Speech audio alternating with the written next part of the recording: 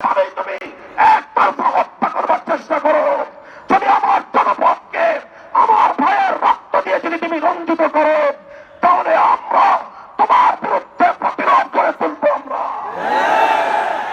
সংগ্রামী সাথী ও বন্ধুগণ, হেফাজতে ইসলাম বাংলাদেশ দেশের সকল ধর্মপ্রাণ মুসলমানদের প্রতি উদাত্ত আহ্বান জানাচ্ছে। শহীদ সাইফুল ইসলাম আলিফের হত্যাকাণ্ড আমাদেরকে স্পষ্ট বার্তা দিচ্ছে। এই হত্যাকাণ্ডের মাধ্যমে বাংলাদেশে নৈরাজ্য সৃষ্টি করে রক্তের হোলি খেলা খেলানো, এটাই হলো বাংলাদেশ বিরোধী শক্তির অভিন্ন টার্গেট। কাজেই তাদের এই ষড়যন্ত্রের পাতার সাথে আমরা পা দেব না। আমরা কোনোভাবেই সহিংস কোনো কর্মসূচি পালন করব না। শান্তিপূর্ণ ভাবে টেকনাফ থেকে তেঁতুলিয়ায় আমরা তীব্র প্রতিবাদ এবং প্রতিরোধ আন্দোলন করে তুলব। শান্তি হবে আমাদের হাতিয়ার, ধৈর্য হবে আমাদের সৌন্দর্য। শেষ মুহূর্ত পর্যন্ত আমরা ধৈর্য ধারণ করব। আমরা রাষ্ট্রকে বলবো, সরকারকে বলবো, চিন্ময় কৃষ্ণ দাসকে ভালোভাবে রিমান্ডে নিয়ে জিজ্ঞাসাবাদ করে বাংলাদেশ বিরোধী ষড়যন্ত্রের তথ্যগুলো তার কাছ থেকে আপনারা উদ্ধার করুন। শেখ হাসিনা তাকে কত টাকা দিয়ে তার সন্ত্রাসী বাহিনীকে দেশের বিরুদ্ধে লেলিয়ে দিয়েছে সে তথ্য উদ্ঘাটন করুন।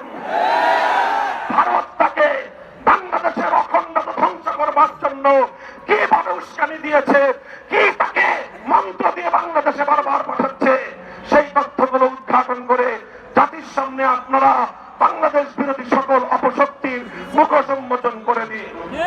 সংগ্রামী সাথী ও বন্ধুগণ, সর্বশেষ আমাদের দাবি হলো শহীদ সাইফুল ইসলাম আলিফ হত্যাকাণ্ডের জন্য প্রত্যক্ষ এবং পরোক্ষভাবে যারা যারা জড়িত অনতিবিলম্বে তাদেরকে আইনের আওতায় এনে দৃষ্টান্তমূলক শাস্তির ব্যবস্থা করতে হবে। সেই সঙ্গে সন্ত্রাসবাদী জঙ্গিবাদী সশস্ত্র সংগঠন হিসেবে সৌদি আরব, চায়না, মালয়েশিয়া সহ পৃথিবীর বহু রাষ্ট্রের মতো বাংলাদেশেও ইসলামকে নিষিদ্ধ করতে হবে।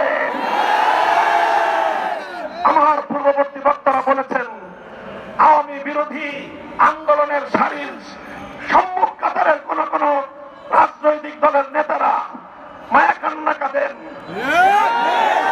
স্বপ্ন দেখছেন ভারতের অনুকম্পা নিয়ে ক্ষমতায় যাবেন।